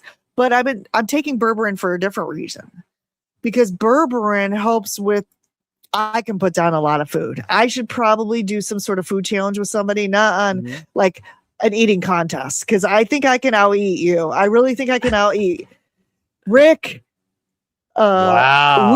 We need to do a food challenge where I just we put a bunch of food on a plate and see who can eat it. Because I don't know. I might come close to beating some people. But I'm telling you, I went to Fogo de Chao in California when we were on vacation, and I was with the guys, and the guys flipped their cards over before me. Wow. I love going to Fogo. Yeah. So I'm like, that's what makes me think I might be able to win an eating contest. But so I'm kind of taking, because I've been gaining weight even on carnivore, which don't everybody freak out. Bella talks, she did that. Kelly, I think, gained some weight when she went from keto to carnivore. Carnivore Lance said that he gained, it took him 18 months. He gained some weight in carnivore and it took him 18 months. Well, I'm at 10 months. So, I'm trusting the process because I feel so much better. My brain feels so much better. So my pants are a little tighter. Who cares? Right. It's not really about body to me, right? I like to be thin, but it's not about the scale. So the berberine for me right now, though, is even on carnivore, I'm hungry all the time. And as you know, even though I don't have carb cravings, I have food cravings. And even on carnivore, I'm like, when can I have some more bacon? When can I have some butter. When like I'm always still thinking about food because my body is so hungry. So the berberine is helping me not think about even carnivore food all the time. There's something going on with me. I think it's hormonal and it's not something I can help. But the berberine is just taking the edge off of that for me. Now, a lot of people are like, you shouldn't have to take supplements on carnivore. Yeah, I agree. I shouldn't have to take supplements on carnivore, but I think this will be a temporary thing. I think it's temporary while my body's healing. But for right now, it's kind of a solution for me is to take berberine. And there's lots of people. Laura Russell, I don't know if you know who she is. She's amazing. I love her. When I grow up, I want to be just like her. Mm-hmm. She takes berberine and she's a nurse. There's a few people out there that do it. So I'm hoping it's a temporary thing and I don't have to do it forever, but it is helping me like not be hungry all the time. Now, the bad thing about berberine though, is it's like the natural metformin and it can cause digestive issues.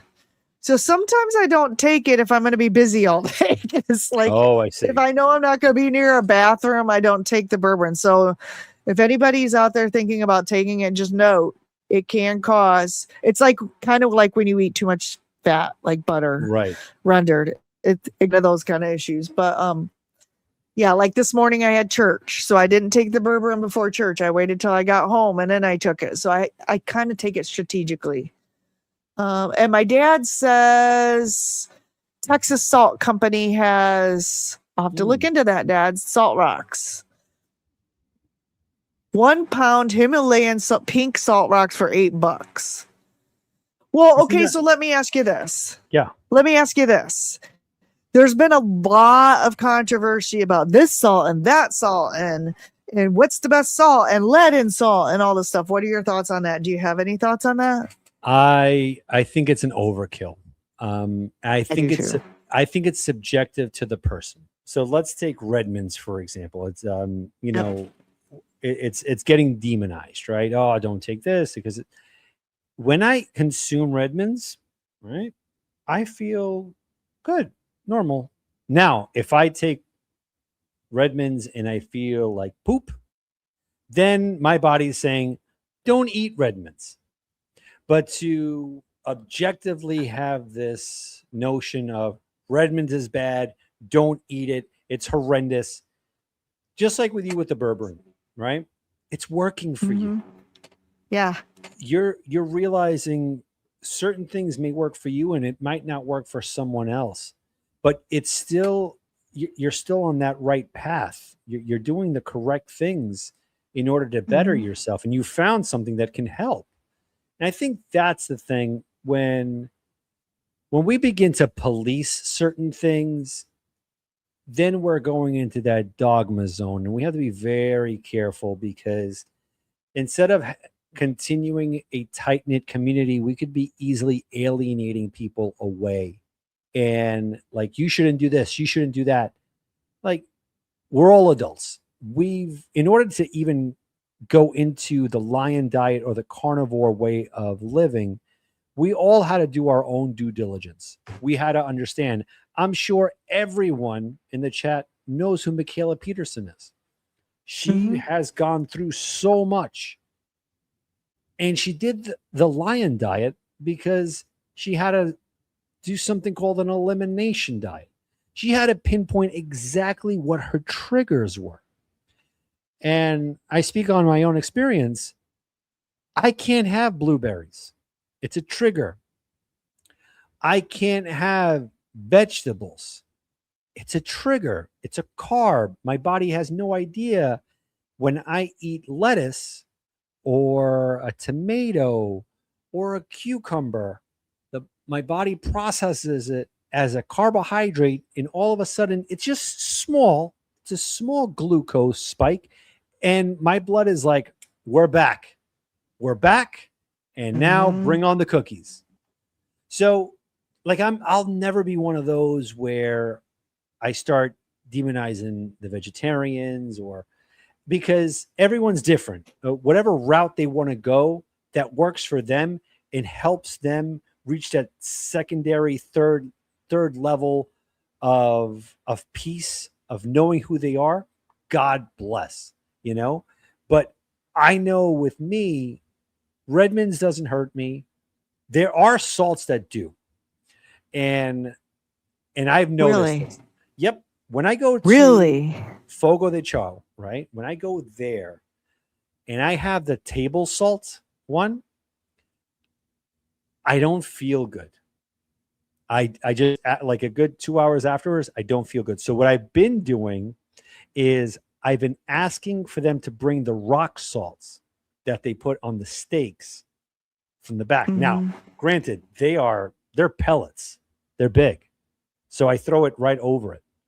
And, I'll start crunching away or whatnot, or I'll just smash them and break it up. Because the salt that they have in the shakers is not the same ones that they have in the back. It's not sea salt. Yeah. It's your iodine. What is it? Iodized salt. The Morton Iodized salt. table salt. Yep. It's That one. Morton's probably. That does not go well with me. I do use that salt though when I clean my cast iron grill. That's it. I've heard that. But I won't consume it because I feel it. The other thing is sometimes a lot of these places, like I don't eat out that much. And the few times that I go out and eat, I'll go to, a steakhouse, like, the Brazilian one. But I used to work in a restaurant as well.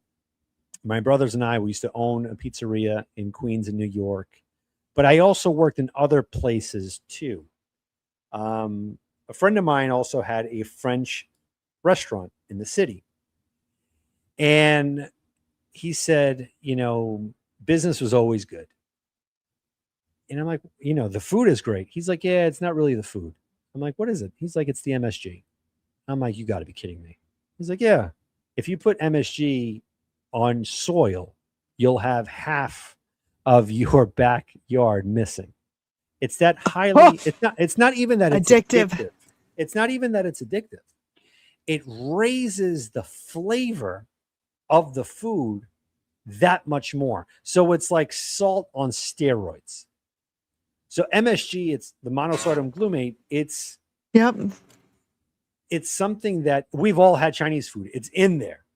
It's to the point where when you're done eating your General Tso's chicken and you're just I miss General Tso's. I will say that. You're deflated and you're done and you're like waving the white flag. But then after 15 minutes, you're going back. You're hungry again. Yeah. Well, going back. Why do I get so hungry after eating Chinese food? I'm like, this stuff doesn't even fill me up. It's the MSG. I wouldn't be surprised in many places that they mix it with the salt because you have no idea what that it's merged in there. So that we have to be very careful. That's why, alluding to what you said before, like it's so easy to cook at home. I cook at home. I get home, I'll make some eggs, some bacon, some heart attack chicken, Rick's favorite, and that's good for me. And it's crazy because there's no guilt. I got to be honest. Sometimes my interpretation of pigging out now is so different than, utilizing that term like 3 years ago. Pigging out is just eating some chicken thighs with the skin on, a little salt, eating maybe 2 or 3 of them and having some seltzers. And that's it. Mm-hmm. And yes, Rick, I agree. Now I find it extremely disgusting. It is. Now I can't even look at it anymore. Rick is so ahead of our time. Okay, we need to say prayers. Everybody say a prayer for Jeff. Jeezy from Carnivore Talk. I think he had a medical issues and in the hospital. And then Juliet's daughter's having a medical issue. So everyone say a prayer for her. I told her I would spread the word. She asked me to. She said it was okay to tell everybody. Kelly, that is why I carry my own salt when I go out to eat. I've had purse butter and purse salt. I've had purse bacon. I mean, the whole time I've been keto, I've had purse food. We have our friends own a bar and we would go there and there's not anything on their menu. They're a pizza joint. And so they don't care that I bring my own food in because they know there's nothing there that I can eat. So the back when I was keto, I've had nuts in my purse. I'd have bacon and cheese in my purse, and I would just sit there at the bar and I would just like eat the stuff. And they're like, "Did you just eat something out of your purse?" And I'm like, I do this all the time, like, Yep. like for real. Like even still, like I've taken bacon in my purse, or That's so funny. I you mean, say okay. that. Yeah, I do it all the time, and I've been doing this for 8 years, so it's not like, to me it's normal. But when people, they're shocked, they're like, "That lady just ate something out of her purse," like, and it wasn't like candy or anything. So when I went to DR, right, it was for my father-in-law's 70th, and we all went. My brother-in-law went, had a blast. We go to dinner, and we go to, like, again, the only place that I can go is like a steak spot. So we go there, and they're bringing out food and whatnot. And my brother-in-law is eating, and he looks at me. He's like, "Did you just sprinkle sand out of your pocket on the steak?" I'm like, "No, it's not sand. It's salt. I brought my Redmonds, so I would dig deep into and I would grab like this." And I'm like, "Do you want some?" And he's like, "No." I'm like, "Because I have pepper in the other one if you want." And the guy's like, "No, are you kidding me?" I'm like, "No, I don't have pepper. I have more salt in the other." It might have lint in it. He doesn't want your pocket salt. But it was hysterical because it made everyone laugh. It broke the ice. It was so hysterical. But I didn't have a salt shaker. I was like, all right, I would just put it in my pocket, and I would just, that's it. So the funny thing about this is, like, my husband has been keto. Now he's carnivore too. He doesn't even know what that means. He doesn't know he's carnivore. He just is. And because I cook, right? So he's gonna eat what I cook, and he don't care. But we would be at the bar, and he would start digging in my purse and eating out of it. So, like, everyone would be like, what is happening here? Like, why is he eating out of this lady's purse? Like, because he'd be like, "Oh, there's food in there." And so he started eating, and then we would have an argument. I'm like, "You're not stealing my food, are you?" Like, because I only packed enough for me. Oh, that's hysterical. So but it's not, that's not the only place. Like, oh my gosh, my airport purse. My airport purse is big enough to fit underneath the seat in front of me, but usually my flight, when I travel purse, you could fit a lot of food in there. I'm just saying. There's like this whole procedure when it could fit my iPad, my iPhone, like a backup battery for all my electronics, and then like half of the refrigerator. Like, man, I need to just do a video on travel like suggestions. We're getting ready to go to Vegas for a wedding, and I'm sure there's going to be tons of food in there. Oh, you're going to isn't Dr. Berry, he did a video where he went to that huge buffet that they have there. Have you ever gone to Vegas? Oh yeah. My sister lives 80 miles north of Vegas, and my nephew is a fighter pilot there. Oh, perfect. So he's getting married, but there's tons of buffets there. Which one? Like, the big every one, casino has not the Taj. That's here in Jersey. Caesars has a good buffet.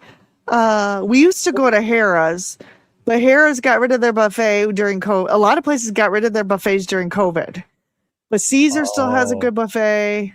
No.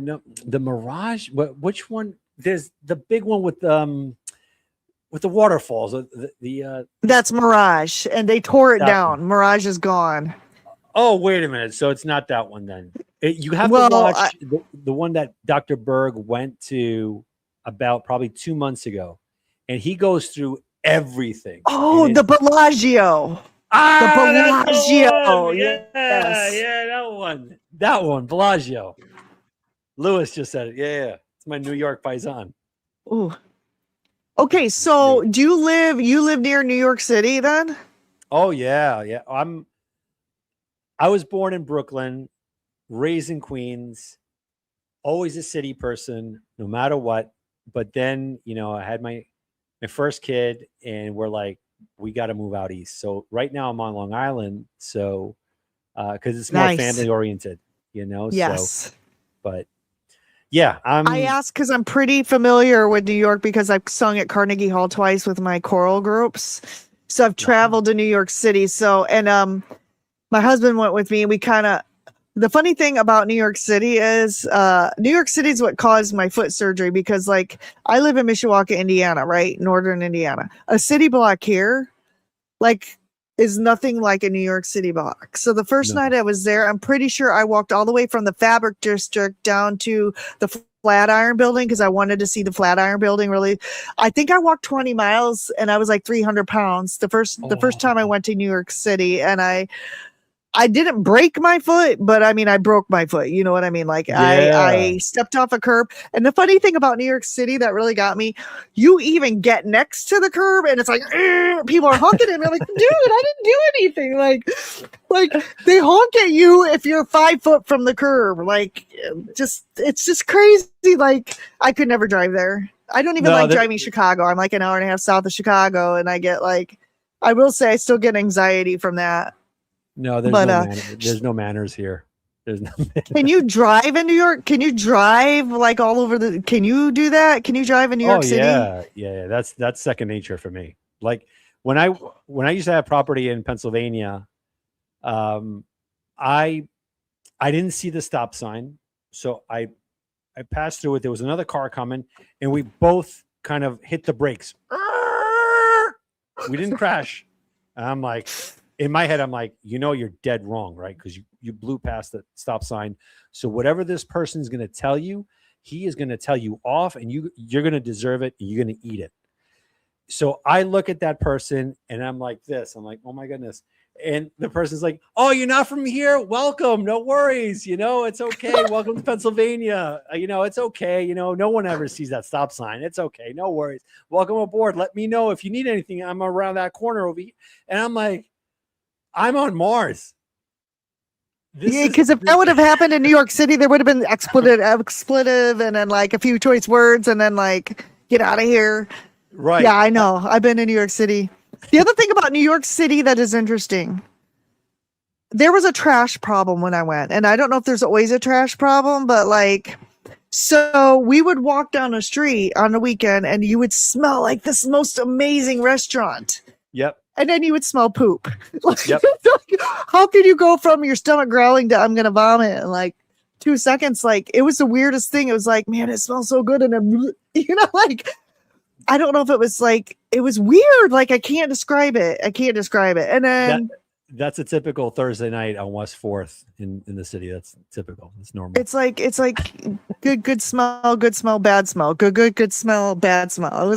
I'm like, this is like, I've never experienced anything like this before. And then also when you're staying in a hotel, not far from, the action, it's just noise all night long, night long. And it's like, you have to take earplugs if you're going to visit and stay there. That's another reason why I had to leave the city. I like my serene, quiet lifestyle here. You might have some people that move out here and blast music, and I'm like, oh my gosh, I can't stand this. But very few people do that here. So long as it doesn't go to like 1 o'clock in the morning, like I have no tolerance with that. Like everyone can have their parties, whatever. I have mine here, but just to be mindful of everyone's privacy, and I'm cool with that. And New York will never change. Never. And I love New York. I love Queens. I love Brooklyn. I love my roots, but I had to change for the better, and I had to leave. Okay, so one question, because I've been on Times Square, not on New Year's Eve.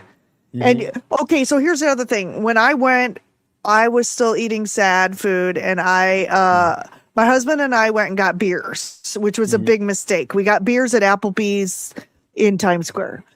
But it's like, there's no bathrooms. There's no bathrooms in Times Square. Like the Walgreens or the Dwayne Reed or whatever you call it. There's no bathrooms. And I'm like, dude, at the time I was in my 40s, I'm like, I have a 40-year-old bladder. I got to pee if I'm going to drink a beer. And so the only place to go to the bathroom is McDonald's. Is that on 42nd Street or 44th Street or something? And so it's kind of interesting. I'll just say that. So you go in there and my husband's like, I'm like 5'10". I'm like your height. And my husband's like 6'3" and is a linebacker. Like he did play football. He's huge. And he's like, some dude followed you in the bathroom. And I'm like, some guy followed me into the women's bathroom and you just let him? What if he murdered me in there? You know, this is New York. And he's like, I was terrified. I'm like, but you let a guy follow me in the, I'm like, okay, whatever. I could have gotten robbed or, whatever. Oh my And so goodness. I got to know, what do the people do in time? I got to know this. You got to tell me what people do on New Year's Eve in Times Square when there's no bathrooms. Are there porta-johns? Do they wear diapers and pee themselves? What do they do? That's what they do. Diapers and pee themselves? That's what they do. Like, I'm never going to New York City for Times Square because I never no did it. The only thing that I ever came close to that was before I got married, when I was in college. My date at the time, we went to the Christmas tree lighting. Right. And it was a Wednesday and whatnot. And it was just a conglomerate amount of individuals from everywhere. And we're watching some piano guy.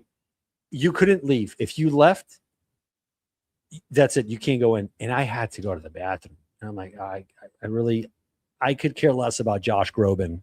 Like, he's not doing it for me. The light's going to go on and whatnot. And I just had to hold it.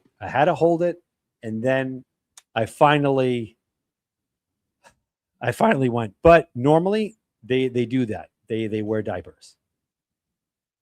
I had to know. I'm like, there's no way. Because I can't imagine with the security and everything down there that unless they put porta-johns and, down there, but there's a depends shortage during those times of the year. I'm like, they either wear Depends or because you don't want to lose your spot.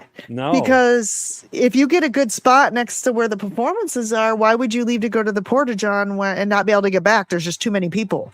So I think this stuff through, right? Like, I think of weird stuff like this. Like, right. I got to know. Yeah. So since you're from the area, so I mean, okay, there you have it. The burning question. I ask this question every year when I'm watching it on TV. I'm like, where do they go to the bathroom? Like, there's no. Apparently they just go to the bathroom. Okay, Leanne is saying my link isn't working for the free consultation. So, Leanne, what I'm going to suggest you do is you email me at ketorockstars21@gmail.com. If you want a free consultation, send me an email there and I'll get you the link and I'll fix that for next time. Oh my gosh. Okay. So we've been on for 2 hours. Holy cow. We got to do this again. We have to. We got to do this again. Love the chemistry. Final thoughts. I know. So final thoughts, like impart some amazing advice on both of we've had like over 60 people watching this. So that's fantastic. So love it. Impart some words of wisdom to people out there struggling, inspiration. I think honestly, if you're struggling with food addictions and food disorders, don't let depression hit you in a whirlpool where you just spiral down where you feel that there's no hope. Mm-hmm. There's a light at the end of the tunnel. There's light. And only you could extinguish that light. But don't do that. Continue looking at certain avenues to help you and to become a better person. Before you know it, that light gets larger. And once you cross through it, you become a more intellectual individual, a person with more wisdom, a person with more discernment. The struggle that you're going through right now, you need to go through it. You have to. There's a purpose for this. You might not understand now. You might not be asking the right questions now, but just continue putting one foot in front of the other. It'll all make sense once it all said and done. So God bless everyone. That's awesome. And I'll add to that with my words of wisdom. You can't control what other people do, but you can control how you react to them. So, if someone is doing something that upsets you, then you can't control their actions, but you can control how you react to their reactions. So, oh my gosh, we got to do this again. This was an amazing interview. We talked about A to Z. Yep. Everything from carnivore to the Bible to religion to depends on New Year's Eve. I love it. Oh my gosh. Thank you so much for coming on. I normally do this like curtain roll where everybody's names scroll up there, but it's broken tonight. So we're not going to do that. Sorry guys. I don't have the exit music for you tonight. But I want to wish everybody tune in to Grandma's Crochet Corner. She's going live now. And also don't forget to subscribe to Dan's channel. I pinned it on my channel, Lions-Danivore Podcast, but I pinned it at the top and it's also in the show notes. So please take a few minutes. Let's give him some love. He is, I think, under 200 subscribers. We want to get him to 500. We want to get him to 500 so that people can super chat him and do memberships and all that love. So let's go do that. And I'm so glad that we met, Dan. And we will talk to you soon. Have a great night, everybody. Take care. Bye. Bye-bye.